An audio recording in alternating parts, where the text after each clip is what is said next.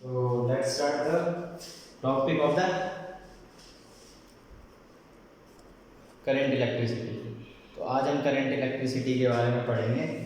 तो current electricity के बारे में आज हम थोड़ा बहुत देखेंगे कि क्या होता है कि क्या नहीं होता। ठीक है, हमने प्रीवियस क्लास में हमने पढ़ाई था। तो करंट इलेक्ट्रिसिटी स्टार्ट करने से पहले मैं आपको बता देता हूँ कि मैंने ये अमेज़ोन से मैंने ये वाला माइक बाय करा था। तो ये अमेज़ोन से माइक मैंने बाय करा था।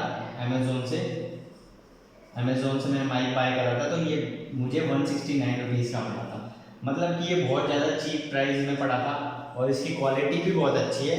और चाहो तो आप इसको यूज़ भी कर सकते हो। जस्ट इंडियन रुपीज़ में मैंने इसको इतने रुपये में मैंने बाय करा था। तो ज़्यादा से ज़्यादा मैंने इसको यूज़ करा तो मैंने इसकी क्वालिटी देखी, बहुत अच्छी क्वालिटी है। तो आपको भी क्या करना है, अगर आपको भी अगर माइक चाहिए तो आप अमेज़ोन से बाय कर सकते हो। मैंने वो डिस्क्रिप्शन में मैंने लिंक लगा रखा है, तो आप उस लिंक पे जाके अमेज़ोन से बाय कर सकते हो ये माइक। ठीक है, तो स्टार्ट करते हैं क्लास आज की करंट इलेक्ट्रिसिटी। तो हमने करंट इलेक्ट्रिसिटी में कल कलर कोड पढ़ा था। कलर कोड के बाद हम स्टार्ट करते हैं कलर कोड के बाद हम स्टार्ट क्या करते हैं कलर कोड के बाद हम स्टार्ट करते हैं कि कलर कोड को हम कैसे याद करेंगे।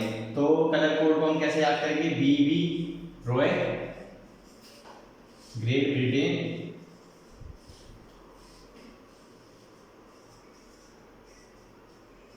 वेरी गुड वाइफ,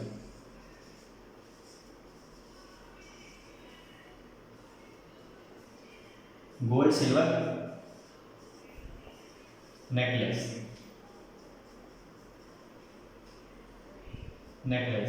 ठीक है। तो हम इससे कैसे याद करेंगे, B B Roy great Britain very good wife gold silver necklace. तो स्टार्ट करते हैं बी से। क्या होगा, सबसे बोल्ड क्या होता है, ब्लैक होता है। तो बी से बोल्ड हो गया ब्लैक। फिर बी से क्या हो गया, ब्राउन। उसके बाद क्या आता है, ब्राउन। आर से क्या होगा, आर से होगा रेड। ओ से क्या होगा, ऑरेंज। और वाई से येलो। ठीक है, ऐसे याद कर सकते हो। फिर उसके बाद इसका फर्स्ट कैपिटल लेना है, जो भी हमने इसमें वर्ड लिया है इसका फर्स्ट कैपिटल क्या लेना है, ग्रीन। ग्रीन का एक डार्क कलर है, तो इसमें देखो दो देखो जी है। तो ये वाला पहला वाला हो गया ग्रीन। और फिर बी से एक लास्ट कलर क्या बच गया, ब्लू बच गया। वी से वॉयलेट और जी से ग्रे। और फिर डब्ल्यू से व्हाइट, गोल्ड से गोल्ड, सिल्वर से सिल्वर, नेकलेस से नो कलर। तो हमने ऐसे याद करा था। उसके बाद यहाँ से हमें काउंटिंग भी स्टार्ट करनी है नंबर की। 0 1 2 3 4 5 6 7 8 9। जहाँ पर 9 आ जाए वहाँ पर स्टॉप हो जाना है। फिर इसका 5% होता है, इसका 10 होता है और इसका 20% होता है। बस ये याद रखना, प्लस माइनस 20% करते हैं। जैसे कि हमने ए ले लिया, हमने मान लो ये रेजिस्टेंस है, इसमें से 4 होते हैं। तो 4 को हम कैसे लिखते थे, पिछली क्लास में हमने सीखा था कि हम इसे कैसे लिखते हैं। ए हमने मान लिया रेड हो गया, और बी क्या हो गया हमारा, ग्रीन हो गया, और ग्रे हो गया मान लो। सी हमारा हो गया वाइट हो गया। ठीक है, और डी हमारा क्या हो गया, डी हो गया सिल्वर हो गया। उसके बाद हम इसको कैसे यूज करेंगे, तो इसको हम कैसे लिखते थे, पहले ए बी को हम एक साथ लिखते थे मल्टीप्लाई बाय सी। फिर प्लस माइनस क्या करते थे, डी। ये इसका फॉर्मूला था। तो इसको भी आप आराम से रेजिस्टेंस लिख सकते हो, और इसकी यूनिट क्या होती है, ओम। तो ए हमारा क्या है, ग्रीन रेड। तो रेड का क्या नंबर होता है, इन दोनों में सिर्फ हमें नंबर लिखना है और इसमें उसकी पावर लिखनी है। तो नंबर क्या हो गया, नंबर कितना आ जाएगा रेड का, 1 0 1 2। तो यहाँ 2 आ जाएगा। और फिर बी से क्या बी हमने क्या ले रखा है, ग्रे ले रखा है। तो ये क्या जाएगा 1 2 3 4 5 6 7 8 9। नहीं रुक जाओ, 1 2 3 सॉरी 0 1 2 3 4 5 6 7 8। तो ग्रे का क्या जाएगा, 8 हो जाएगा। इंटू सी क्या, वाइट तो 10 की पावर 9 हो जाएगा, क्योंकि ये कितने पाता है, 9 पाता। तो उतनी ही हम पावर लगा देते हैं। प्लस माइनस हम क्या कर देंगे, 9 मतलब नेकलेस मतलब 20%। बस हो गया। तो ये हमारा रेजिस्टेंस आ गया, ये हमारा रेजिस्टेंस आ गया। अब हम थोड़ी आगे बढ़ते हैं, अगली क्लास के थ्रू हम बढ़ते हैं। तो अगली क्लास के थ्रू हम बढ़ते हैं। तो अगली क्लास में हम क्या पढ़ने वाले हैं, हम पढ़ने वाले हैं series and parallel combination of resistance. Series and parallel combination of resistance. तो मैं ये रख कर देता हूँ, series and parallel combination of resistance. तो यहाँ पर मैं एक सीरीज का बता देता हूँ। और यहाँ पर मैं पैरेलल बता देता हूँ। ठीक है, कॉम्बिनेशन ऑफ रेजिस्टेंस, और ये भी हो गया कॉम्बिनेशन रेजिस्टेंस। ठीक है, तो सीरीज में जब कभी भी सीरीज में मतलब कि जब चेन के थ्रू, कभी भी सीरीज का मतलब क्या होता है, चेन के थ्रू जितने भी रेजिस्टेंस हैं जुड़े होंगे, जैसे मैं एक का हाथ पकड़ लेता हूँ इधर से और एक का हाथ इधर से, तो सब चेन के थ्रू जुड़े हुए हैं। मतलब कि रेजिस्टेंस को हम किससे डिनोट करते हैं, इससे देख लो, रेजिस्टेंस को हम ऐसे डिनोट करते हैं। तो रेजिस्टेंस हो गया, वो चेन के थ्रू जुड़ा हुआ है, मान लो यहाँ पर 3 रेजिस्टेंस है, फिर वो एक सर्किट बनाते हैं, यहाँ से वोल्ट मीटर लगा हुआ है, यहाँ से क्या लगा हुआ है, वोल्ट मीटर। तो यहाँ से करंट जाएगा, करंट यहाँ से जाएगा, और ये R1 से भी पास होगा, R2 से भी और R3 से भी। सबसे पहला पॉइंट इसका क्या है कि ये चेन के थ्रू ज्वाइंट होता है, तो चेन को ही हम क्या बोलते हैं, सीरीज बोलते हैं। चेन को हम सीरीज बोलते हैं, तो मैंने ये पॉइंट लिख दिया। और दूसरा इसका पॉइंट क्या होगा, दूसरा इसका ये पॉइंट होगा कि इसके अंदर जो वोल्ट होगी वो डिफरेंट होगी। वोल्ट कितनी होगी, डिफरेंट होगी। देखो जो करंट जो फ्लो होगा, करंट तो सब में सेम फ्लो हो रहा होगा, करंट इधर से इतना जा रहा है, इतना जा रहा है, पूरा का पूरा। जब करंट जब सेम जा रहा है तो मींस कि वोल्ट इसमें अलग आ रहा होगा, वोल्ट इसमें एक अलग वोल्ट आ रहा होगा, इसमें एक अलग वोल्ट आ रहा होगा। यही है सीरीज कॉम्बिनेशन ऑफ रेजिस्टेंस। अब अगर हमें टोटल इसका रेजिस्टेंस निकालना, मतलब R1 plus R2 plus R3, मतलब टोटल निकालना है। टोटल मतलब हमें इनको क्या करना पड़ेगा, प्लस करना पड़ेगा। तो सीरीज वाले को हमें प्लस करना पड़ेगा, तो वो एग्जैक्टली हमें बस आराम से जैसे हम प्लस करते हैं सेम टू सेम हमें वैसे प्लस कर देना है। जितने रेजिस्टेंस होंगे, यहाँ पर 3 है तो मैंने 3 को प्लस कर दिया, 5 हो गए तो 5 को कर देता। जितने भी नंबर ऑफ टाइम्स होते हैं रेजिस्टेंस, तो सिंपली इनको ऐड कर देते। अब हम आते हैं पैरेलल में, तो पैरेलल में चेन के थ्रू नहीं जुड़ा रहता, ये किसके थ्रू जुड़ा, ये जुड़ा रहता है हेड और टेल के थ्रू। हेड और टेल, देखो इसका ये हेड हो गया और ये इसका टेल हो गया।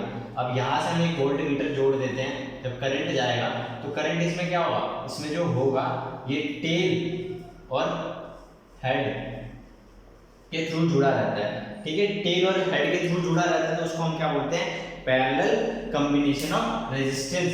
पैरेलल कॉम्बिनेशन ऑफ रेजिस्टेंस, जब वो टेल और हेड के थ्रू जुड़ा रहता है तो उसको हम क्या बोलते हैं, पैरेलल कॉम्बिनेशन ऑफ रेजिस्टेंस। उसके बाद हम और आगे बढ़ते हैं, तो उसके बाद और क्या होगा कि इसमें जो वोल्ट होगा वो सेम होगा। वोल्ट इस जो जितना R1 में आएगा हमारा, उतना ही एक हम R3 भी ले लेते हैं। R1 में जितना आएगा उतना भी R2 में भी आएगा और R3 में, मतलब सेम वोल्ट होगा, सेम वोल्ट होगा। ठीक है, सेम वोल्ट होगा। उसके बाद इसमें क्या, तीसरा पॉइंट मैंने क्या लिखा था कि इसको हम कैसे जोड़ सकते हैं। तो इसको हम कैसे जोड़ेंगे, इसका अगर आपको बस RP का अगर फॉर्मूला चाहिए तो वो क्या होगा, RP का अगर फॉर्मूला चाहिए तो वो क्या होगा हमारा, मान लो इसमें 2 ही मतलब रेजिस्टेंस मैंने 2 ही ले लिया, 2 ही ले लिए, तो उसका क्या होगा, 2 का होगा। तो या तो आप उसको ऐसे लिख सकते हो, या तो आप उसको ऐसे लिख सकते हो, या तो आप इसको कैसे लिख सकते हो, RP की अगर आप वैल्यू निकालोगे तो R2 प्लस में R1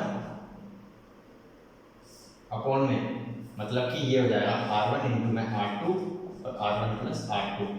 अगर जब 3 होगा तो यहाँ पर 3 हो जाएगा और तीनों को मल्टीप्लाई भी कर देंगे, मतलब यहाँ पर R3 भी आ जाएगा। अगर 3 होंगे रेजिस्टेंस तो यहाँ पर प्लस और R3 आ जाएगा। ऐसे ही हम कर सकते हैं, पैरेलल में जितने भी रेजिस्टेंस होंगे सबको इस फॉर्मूले के थ्रू हम यहाँ पर हम क्या कर सकते हैं, प्लस कर सकते हैं। कॉम्बिनेशन का मतलब ही होता है जोड़ना, तो हम रेजिस्टेंस को क्या कर सकते हैं, जोड़ सकते हैं। तो इतना आप समझ गए कि सीरीज और पैरेलल कॉम्बिनेशन ऑफ रेजिस्टेंस अच्छे से समझ गए। अब हम आगे बढ़ते हैं। आगे क्या है कि टेम्परेचर पे डिपेंड कैसे करता है रेजिस्टेंस। तो मैं इस वाले केस में बताऊंगा कि टेम्परेचर पे कैसे करता है रेजिस्टेंस। तो टेम्परेचर पे, तो मैं यहाँ लिख देता हूँ टेम्परेचर पे, टेम्परेचर पे रेजिस्टेंस और रेजिस्टिविटी, रेजिस्टेंस और रेजिस्टिविटी और कैसे डिपेंड करती है। तो टेम्परेचर पे रेजिस्टेंस कैसे डिपेंड करता है, तो R not equal to R theta, ठीक है, R not sorry R theta R not into में 1 प्लस में अल्फा थीटा प्लस में alpha beta theta square, beta theta square, theta की स्क्वायर। यहाँ पर थीटा क्या है, टेम्परेचर है, ठीक है, जो भी टेम्परेचर, और आर नॉट क्या है, इनिशियल रेजिस्टेंस, और अल्फा और बीटा क्या है, कोई भी दो, अल्फा और बीटा क्या है, इसमें अल्फा और बीटा है, कोई भी दो एक मेटल टू मेटल वैल्यू देंगे। मेटल टू मेटल वैल्यू जो भी होगी ना, ये हम मेटल टू मेटल वैल्यू, उसको हम क्या बोलेंगे, अल्फा और बीटा, जो मेटल टू मेटल वैल्यू देगा। ऐसी रो में भी सेम फॉर्मूला होता है, R theta equal to R not into में 1 प्लस में अल्फा थीटा प्लस में बीटा थीटा स्क्वायर। तो ये हमारा क्या दे देगा, यहाँ पर भी जो थीटा है वो टेम्परेचर हो जाएगा, और ये जो रो नोट है ये हमारा क्या हो जाएगा, ये हमारा हो जाएगा इनिशियल रेजिस्टिविटी। तो ये भी यहाँ पर टॉपिक खत्म होता है। अब हम आगे बढ़ते हैं इलेक्ट्रिक एनर्जी। तो एनर्जी सबसे फर्स्ट ऑफ ऑल, अब हम एनर्जी के आगे बढ़ रहे हैं, तो एनर्जी को हम क्या कैसे करेंगे, तो एनर्जी स्टार्ट करते हैं एनर्जी। तो इलेक्ट्रिकल एनर्जी,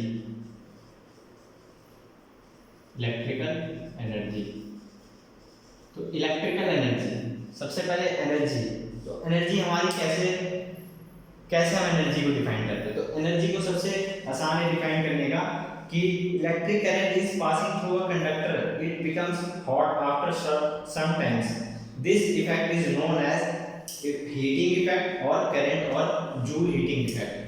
तो इसका मीन ये है कि अगर हम किसी भी कंडक्टर में से, किसी भी कंडक्टर को मैंने बता ही रखा है जिसके अंदर से इलेक्ट्रिसिटी पास नहीं होती, जिसके अंदर से इलेक्ट्रिसिटी पास नहीं होती उसको हम क्या बोलते हैं, कंडक्टर बोलते हैं, ठीक है, कंडक्टर बोलते हैं। तो जिसके अंदर से इलेक्ट्रिसिटी पास नहीं होती उसको हमने क्या बोल दिया, कंडक्टर। बस 1 मिनट। तो मैंने क्या बोला कि जिसके अंदर से इलेक्ट्रिसिटी पास नहीं होती उसको मैंने कंडक्टर बोल दिया, कंडक्टर बोल दिया। तो कंडक्टर में से अगर हम इलेक्ट्रिसिटी पास करवाएंगे, अगर हम कंडक्टर में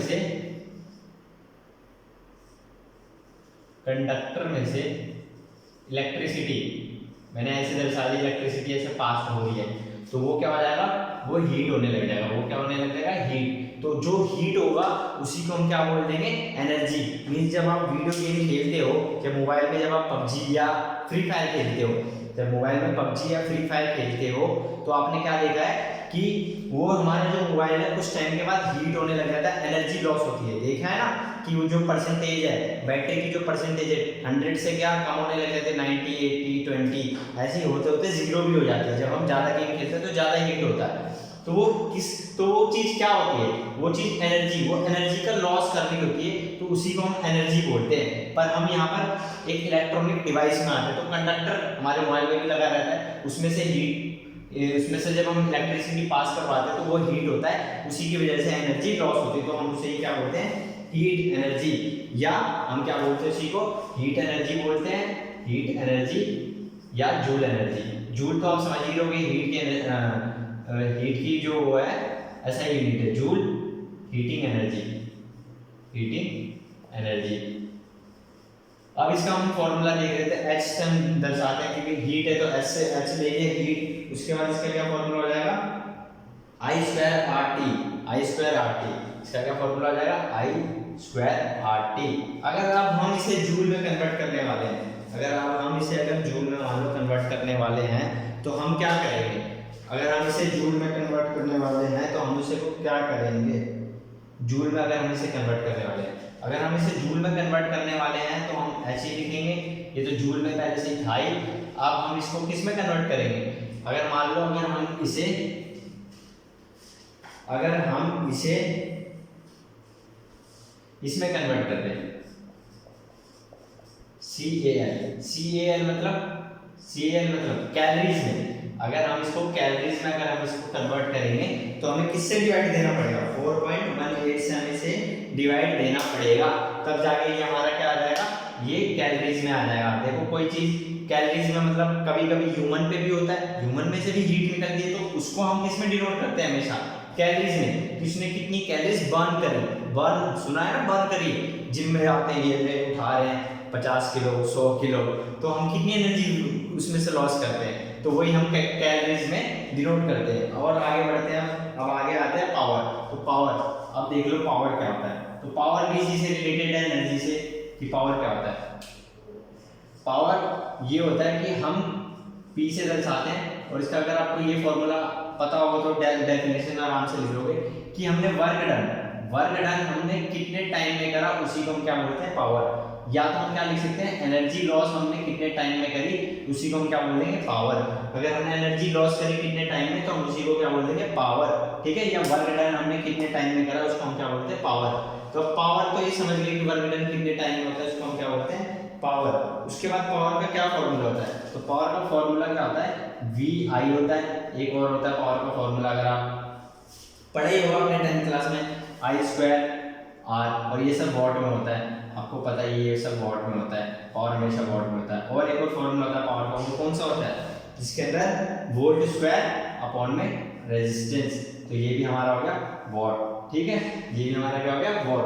तो ये हमारा हो गया पावर। अब पावर के बाद अब हम किस पे बढ़ेंगे, अब हम आएंगे इलेक्ट्रिक सेल और इंटरनल रेजिस्टेंस पढ़ेंगे। तो इलेक्ट्रिक सेल तो बस मैं डेफिनेशन बता देता हूँ।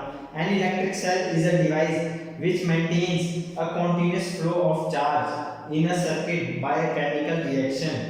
अब देखो क्या होता है इलेक्ट्रिक सेल क्या होता है, मैं ये इस साइड का ही रब कर देता हूँ। इलेक्ट्रिक सेल क्या होता है, अब आता है टॉपिक इलेक्ट्रिक सेल। तो इलेक्ट्रिक सेल क्या होता है, तो इलेक्ट्रिक सेल क्या होता है, तो इलेक्ट्रिक सेल जब हम कभी भी किसी भी कंडक्टर में से इलेक्ट्रिसिटी पास करवाते हैं एक केमिकल रिएक्शन के through, and any device, an electric cell is a device which maintains a continuous flow of charge. मतलब मेंटेन मतलब उसको क्या करता है, मेंटेन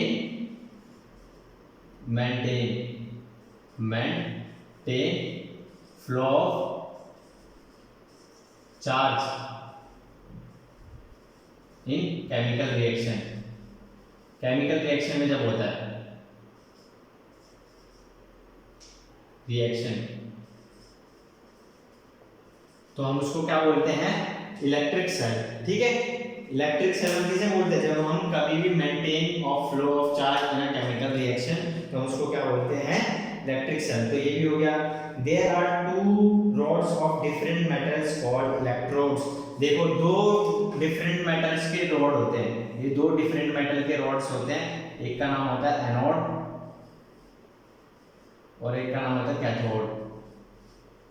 ठीक है, एनोड कैथोड, प्लस और माइनस चार्ज भी समझ सकते हो। इन्हीं दोनों को हम क्या बोलते हैं, इलेक्ट्रोड्स। इन्हीं दोनों को हम क्या बोलते हैं, इलेक्ट्रोड्स। इन्हीं दोनों को हम क्या बोलते हैं, इलेक्ट्रोड्स। तो इलेक्ट्रिक सेल में दो रॉड होती है, वो डिफरेंट तरीके की होती है। कौन सी होती है, एक एनोड और एक कैथोड, मतलब एक प्लस होती है और एक माइनस होती है, तो उसको हम क्या बोलते हैं, इलेक्ट्रोड। अगर हम दोनों को जोड़ेंगे, अब हम आते हैं internal resistance of a cell. Internal resistance of a cell, thus when a current is drawn through a source, the potential difference between the terminal of source is this could also be shown in as a below। means कि आप internal resistance of cell, तो मैं इसका direct आपको बता देता हूँ पूरा का पूरा, टेंशन मत लो, बता देता हूँ, फिर हम ये भी जल्द से जल्द खत्म करने की कोशिश करेंगे। तो अब हम आते हैं इलेक्ट्रिकल सेल पे आते हैं। इंटरनल, यहाँ लिख देता हूँ